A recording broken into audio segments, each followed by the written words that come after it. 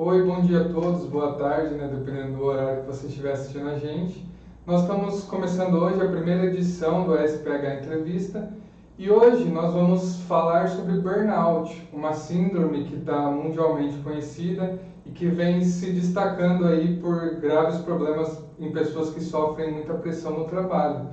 E para comentar sobre esse tema, trouxemos aqui a Ingrid e a Flávia, que são nossas parceiras aqui na SPH e atuam na área de psicologia. Bom dia a todos, né? Ou boa tarde, meu nome é Ingrid, eu sou servidora aqui de Hortolândia, além de servidora municipal, eu com a Flávia, nós temos uma empresa, Bem Viver Mais, atuamos como psicólogas e com psicoterapia online. E aqui em Hortolândia eu não trabalho muito com síndrome de burnout, porque eu estou lotada no CAPS-AD, então são transtornos relacionados ao uso de álcool ou outras drogas, mas em atendimentos particulares nós temos um grande número de pacientes com essa síndrome e a convite do Tiago e da associação, hoje nós viemos aqui conversar um pouco sobre essa síndrome de esgotamento profissional que atinge um grande número de pessoas, de trabalhadores em todas as áreas profissionais, não tem uma categoria e é uma síndrome também gradual. Eu vou passar agora a palavra para a Flávia. Olá, é um prazer estar aqui com vocês. Como dizia a Ingrid, burnout. O que significa isso? O que é isso? Burn, queimar, out, para fora. É a gente se queimando mesmo no trabalho, no estresse, é exatamente isso.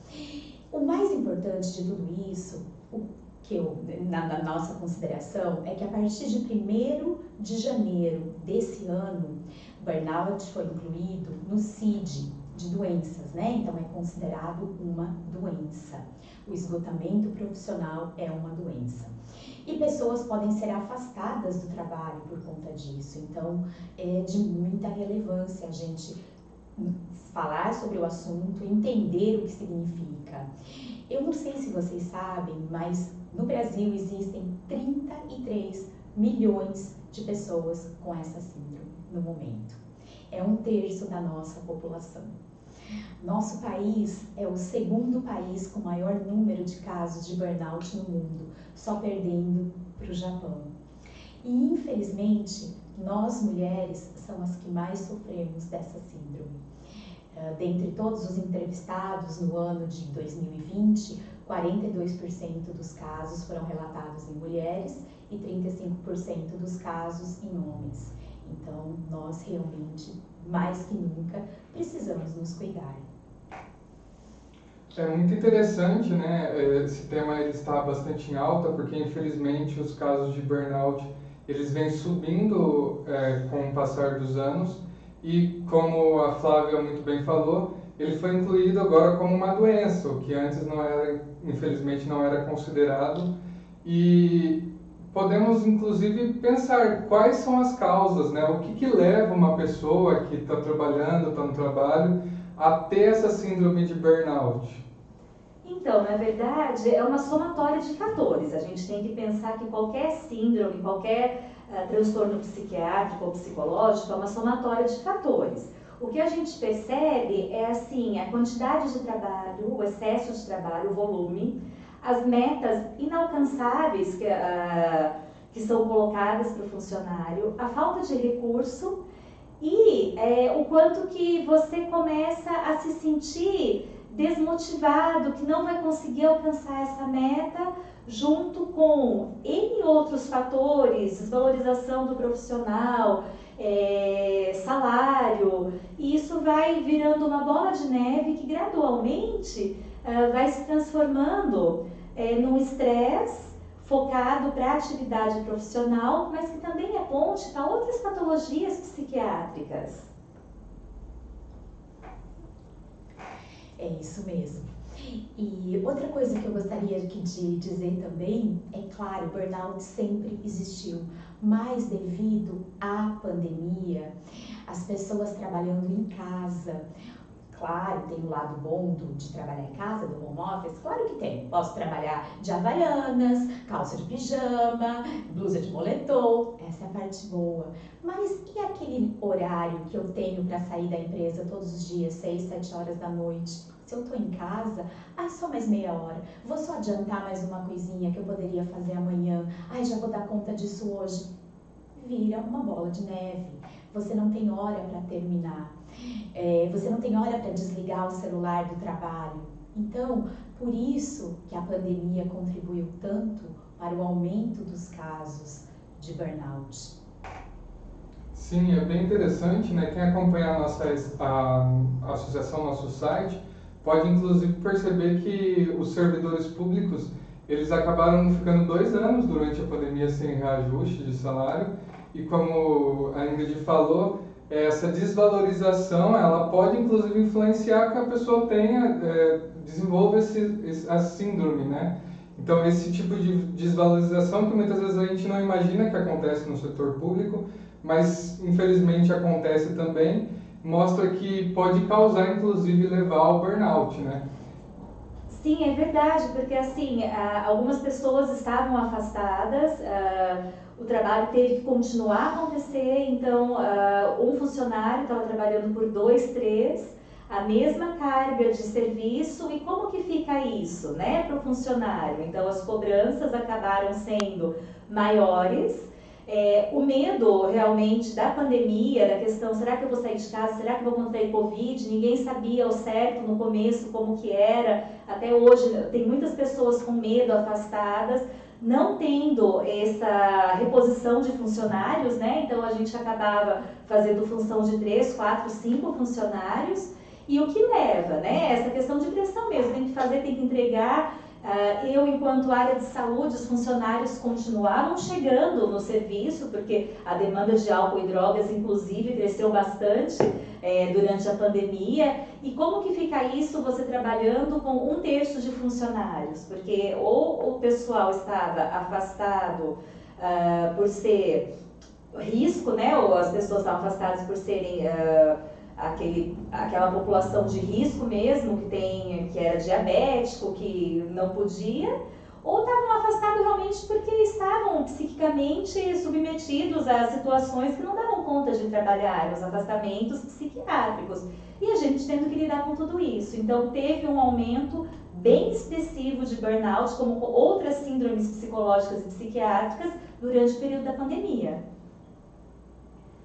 Sim, e aproveitando, vocês chegaram a atender, né, várias pessoas que tiveram essa síndrome de burnout, inclusive durante a pandemia. E quais são os principais sintomas que uma pessoa com burnout tem? Olha, tudo começa pequeno, então é aquela falta de vontade de levantar da cama, aquela desmotivação, ai, hoje eu não tô afim, hoje eu não tô com vontade. Aí começam as dores pelo corpo, dores musculares, dores de cabeça, fadiga, mudança no apetite, uns comem demais, outros não querem comer. Desarranjos intestinais, você ouve muito, a pessoa está num nível de estresse tão grande que ela não consegue se controlar com relação a ir ao banheiro, essas coisas, né? Então isso também é muito comum. Dores de cabeça, não preciso nem dizer, enxaqueca, dor de cabeça, são sintomas clássicos. Mas a desmotivação, a negatividade, ai, não vai dar certo, eu não vou dar conta, não vou conseguir, tudo isso faz parte. E como eu disse, tudo começa pequeno, vai só aumentando. Então é bom a gente procurar ajuda desde o começo. Comecei a notar que algo não vai bem, que eu não estou bem, que eu não tenho vontade de fazer as coisas, de encontrar. Claro que na época da Covid a gente nem tinha a liberdade de se encontrar com as pessoas, de fazer muita coisa. Mas eu estou percebendo uma queda de energia, uma queda de vontade de levantar, de fazer as coisas, é hora de procurar ajuda. Certo. E você falou, inclusive, aí essa questão de procurar ajuda, né? Tinha até um pouco a ver o que a minha próxima pergunta, que eu ia perguntar o que deveria fazer quando você identifica que você está passando por esse tipo de situação. Então, como a Flávia bem falou, você tem que procurar ajuda, buscar ajuda psicológica, né, que é uma doença mental. E eu vi também que alguns sintomas, eles se assemelham bastante à depressão, né? E como que a pessoa pode diferenciar se é uma depressão ou se é um burnout? Então, é muito difícil para a pessoa realmente diferenciar. Inclusive agora com a questão do Google, procurar muito na internet, as pessoas acabam meio que se automedicando ou se autorrotulando, eu tenho isso, eu tenho aquilo, né? O melhor jeito realmente é procurar um profissional. E muitas vezes você não se percebe, você percebe que alguma coisa não está bem, mas sempre o teu ponto vai ser um familiar, um amigo, alguém que possa lá, olha, pera lá, você não está muito bem, eu acho que você está mais nervoso, você está mais pavio curto, que são coisas que a gente ouve. Reconheceu que a coisa não anda bem, a gente sempre fala, pelo amor de Deus, não procura no Google, porque senão você vai achar até que você está com câncer, no estágio terminal, cuidados paliativos, né? Então, a coisa não anda bem, procura um profissional especializado. Um psicólogo, um psiquiatra, um clínico geral, alguém da área da saúde que consiga realmente guiar para o que pode estar sentindo, porque tem alguns pontos da depressão que podem ser estresse, que podem ser burnout, tem alguns pontos de burnout que pode se transformar em depressão, porque é uma doença gradual. E falando em gradual, se não, tem vários estágios do burnout, como a Flávia falou, e pode levar a até internações em hospitais psiquiátricos, em instituições, porque chega um ponto que a pessoa não consegue dar conta de si, né? Ou então um tratamento num CAPS, em algum lugar mais especializado para dar conta disso, né? Pensando na falta de cuidado, nessa apatia que acontece, de autocuidado. Então, procurando um médico, eu acho que ele é a pessoa ideal para, ou um psicólogo, alguém da saúde especializado em saúde mental, para fazer essa diferença diagnóstica. Beleza, e você estava falando aí a questão do diagnóstico, é importante a pessoa ir lá, chegar para um profissional, né? E ter o diagnóstico com um profissional, só que vocês que atendem esse tipo de doença, como que é feito o diagnóstico? Quando a pessoa chega até vocês com essa suspeita, digamos assim, de uma síndrome de burnout ou até de uma depressão, como que vocês fazem esse diagnóstico? Então, o primeiro de tudo é a escuta, né? A gente faz a escuta terapêutica, a partir da escuta a gente vai meio que percebendo quais são os sintomas primários e secundários, né? Então a pessoa fala, eu tô com insônia. A gente começa, por exemplo, a pesquisar como que é essa insônia. É insônia que não dorme nada ou tira aquele cochilo à tarde? Se for cochilo à tarde, não estou com insônia. Então, assim, através de alguns indicativos, como a Flávia falou, que são os indicativos, a perda de apetite, a desmotivação, porque muitos pacientes falam, eu me sinto muito sem energia no trabalho, mas quando eu chego em casa, as coisas ficam tranquilas, eu consigo ainda ter uma vivência com a minha família, eu consigo... Por exemplo, eu gosto de tirar fotografia, eu consigo ter esse hobby de tirar fotografia. Eles conseguem fazer essa diferenciação. Eu acho que a partir de perceber esses sintomas, excluir outros, né? Então, como que é isso? É só no trabalho? Será que é um motivo real que está me levando a isso? Será que eu estou supervalorizando uma situação? A gente consegue alguns indicativos que... é o burnout, mas na psicologia e psiquiatria as coisas não são tão palpáveis, não são tão práticas assim, né? Tá com febre, então dor na face, então é sinusite.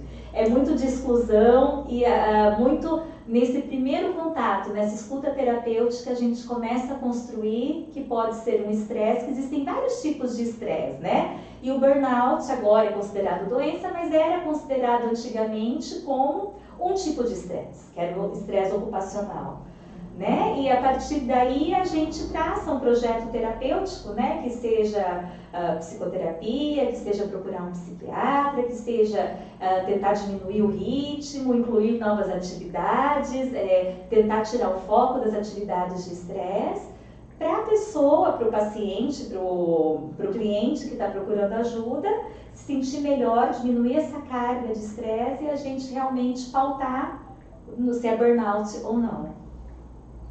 E, inclusive, essa carga de estresse, às vezes a pessoa ela pode pensar que é normal, né? Que ela só está tendo estresse, como qualquer outra pessoa tem, só que acaba afetando muito mais a vida dela e ela acaba, como vocês citaram, tendo insônia e afeta todas as outras áreas da vida, né? Que realmente, como qualquer outra doença, não é algo simples, que você simplesmente ignora e segue sua vida. Infelizmente, não é assim que funciona, né? E aproveitando, como que vocês tratam? Um paciente chegou, qual que é o tratamento? O que, que pode ajudar a melhorar a pessoa que está se sentindo mal, que está se sentindo exausta por causa do trabalho? O que, que ela pode fazer? Como a Ingrid estava dizendo, o nosso trabalho, eu digo que é um trabalho investigativo. A gente começa com a escuta ativa. O que é a escuta ativa? Eu realmente ouvir o que o outro está dizendo, né? E o que ele também não está dizendo, porque o psicólogo tem isso também, a gente ouve nas entrelinhas. E o que a gente sugere? Não há tratamento para burnout só com medicamento.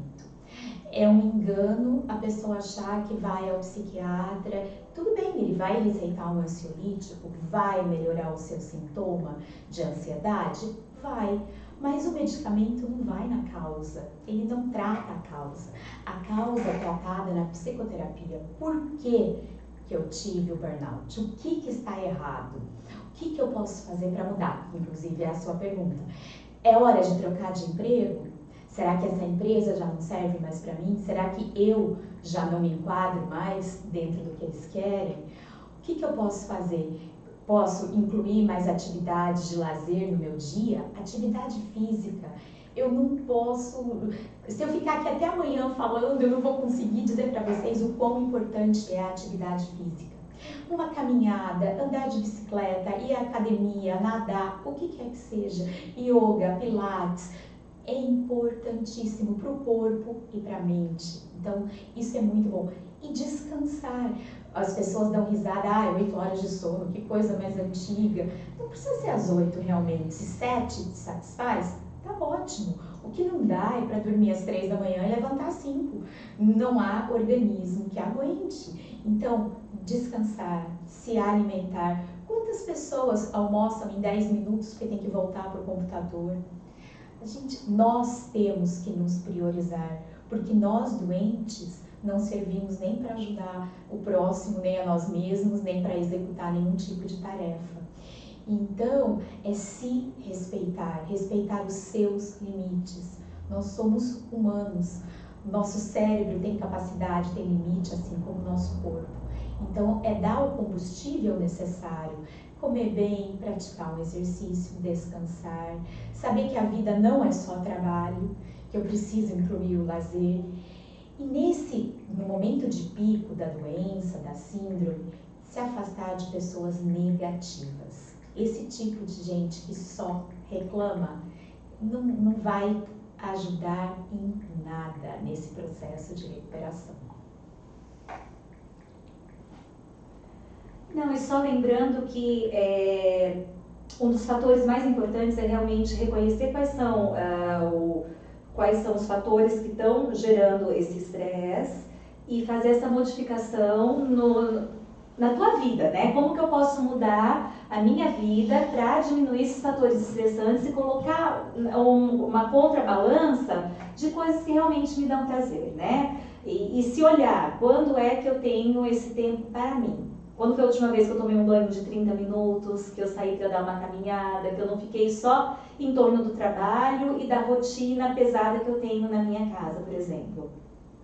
Sim, e isso encaixa bem o que a Flávia falou lá no início, né? A questão do trabalho home office, trabalhar em casa, porque a pessoa ela acaba nem... Porque você vem trabalhar presencialmente, você saiu do trabalho e saiu, mas se você está ali no seu quarto, você trabalha no seu quarto, fica até meio difícil de você fazer essa separação, né? E separar o seu momento de lazer, o almoço, fica um pouco mais complicado. E a gente pode dizer também que a prevenção ao burnout, ela está relacionada com esse tratamento que vocês citaram? É bem similar? Como que funciona? Com certeza, tem a questão da prevenção, é o ideal, né? É o quanto que eu consigo me olhar enquanto ser humano, né? O quanto que Trabalhar é parte da minha rotina, eu preciso do trabalho, eu preciso do dinheiro, eu preciso de ter essa dinâmica, mas eu também preciso de um tempo para mim. Não é à toa, voltando à questão do home office, né? Não é à toa que a gente tem uma rotina de sair de casa, acordar, tomar banho, escovar os dentes, sair de casa, trabalhar 6, 8 horas, dependendo da carga horária da pessoa, e voltar para casa, que é esse desligamento que se espera, né? E só para complementar, eu acabei de lembrar de uma informação que a primeira vez que burnout foi citado foi em 1974, então a gente está falando há 48 anos atrás, já tinham indícios de pessoas que estavam com esse esgotamento profissional. E aí a gente pensa, 48 anos atrás não tinha Covid, não tinha essa rotina maluca que a gente vive hoje, mas assim, já tinham indícios de burnout. E é muito triste a gente pensar que só agora, em 2022, isso foi considerado uma doença. E o que as pessoas em 48 anos fizeram para prevenir isso, né? Eu acho que isso que é o mais triste de pensar, né? Poxa, 48 anos, qual que foi?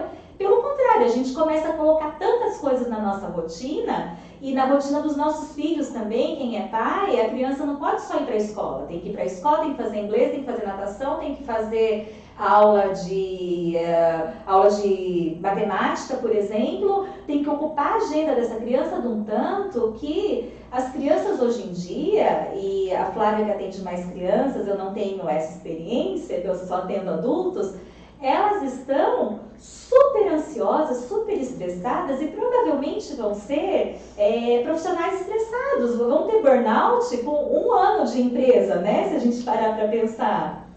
Mas a prevenção é a chave de tudo, é o conseguir se olhar realmente e dar esse tempo, se respeitar, né? E também você comentou há 48 anos atrás, não existia internet, não existia, acho que nem celular existia, né? Então era muito mais fácil você sair do trabalho e desligou. Agora hoje em dia você sai do trabalho, mas está lá o WhatsApp, né? E se você, por exemplo, no meu caso eu trabalho com rede social, fica tudo no meu celular, vem as notificações de se alguém curtiu a página daqui da associação, vem notificação no meu celular, então é até mais difícil você se desligar. Se é um fim de semana, algo do tipo, fica lá, o celular ele avisa, ele não tá nem aí que que eu saí da empresa, né? Então até essa questão da internet, ela também dificulta a gente de desligar do trabalho. Muito, né? E quem disse que a gente, por exemplo, depois de muito tempo, eu pessoalmente aprendi a colocar meu celular na hora de dormir no modo avião. Que aí pelo menos eu não recebo nada, não ouço nada, para eu conseguir realmente dormir. Quem disse que a gente tem que dormir com o celular ligado? O que vai adiantar 3 horas da manhã, na hora que eu acordo para ir ao banheiro tomar um copo d'água, eu saber que tem uma curtida a mais na minha página do Facebook, ou que o meu chefe, de repente, que tem insônia, que tem burnout, está me mandando um e-mail cobrando alguma coisa, só vou poder responder 8 horas da noite. Então são coisas que a gente não para pensar, mas assim, que o dedo tá louquinho para eu já rolar a tela, para você já conseguir ver o que será que eu tenho que fazer. Isso vai gerando uma ansiedade, uma coisa, mas eu tenho que fazer, e eu tenho que mostrar que eu sou competente no trabalho, mas são ideias que a gente coloca que são muito errôneas. Quem diz que competência se mede 3 horas da manhã, né? E as coisas podem esperar. Ninguém aqui trabalha, pelo menos aqui dessa sala, no SAMU, ou tá na sala vermelha do Mário Covas, para falar, nossa, eu tenho que atender agora, né? Eu acho que as coisas têm realmente que a gente se respeitar esse tempo, né?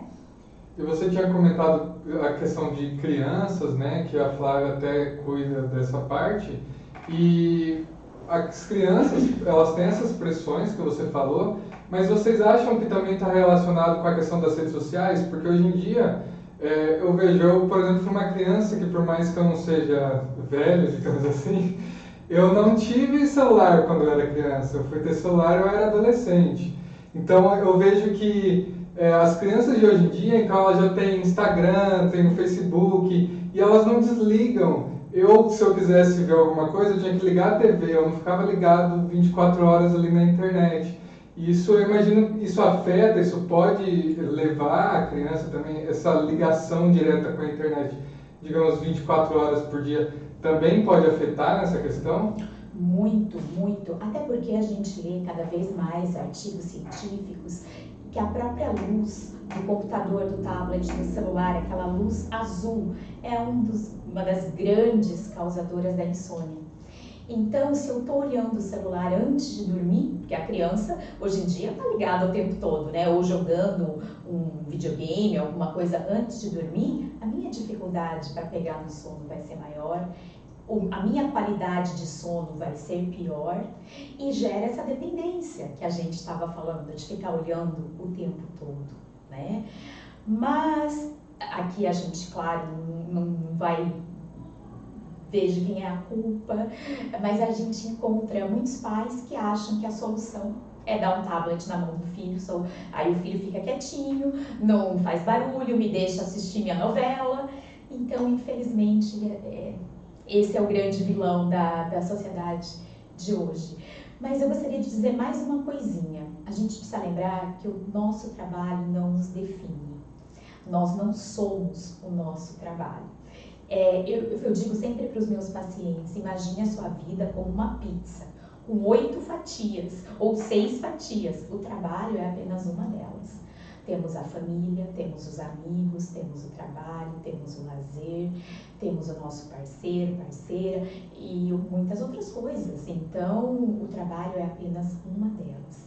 A palavra-chave que eu gostaria de deixar para vocês é equilíbrio.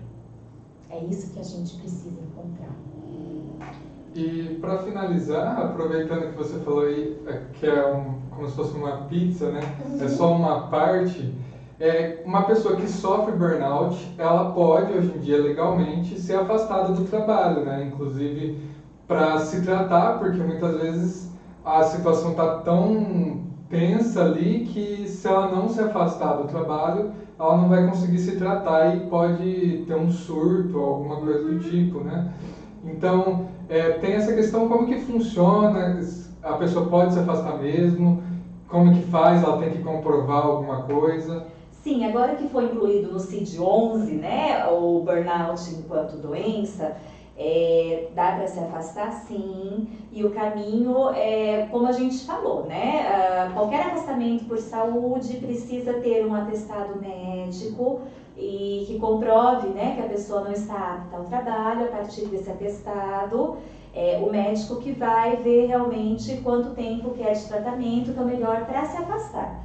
Tudo isso, é claro, baseado em laudos médicos e psicológicos ou psicológicos, para esse afastamento realmente ter validade, né? Então, 14 dias se afasta, aqui em Hortolândia, por exemplo, pela Ortoprévia, a partir do 15º dia entra pelo INSS. Né? E aí cada local, os seletistas, cada local é um jeito de afastamento, mas tem direito sim. Isso não é frescura, isso não se resolve com umas férias de 30 dias, que o que a gente ouve e fala assim, eu tirei 30 dias de férias, voltei no segundo dia que voltei a trabalhar, tá um inferno o meu trabalho. É isso que os pacientes costumam falar. É claro que tá um inferno, porque não foi feito um tratamento adequado, não é o trabalho em si que adoece a pessoa já está adoecida, né? E ela está num ambiente que está causando um maior adoecimento.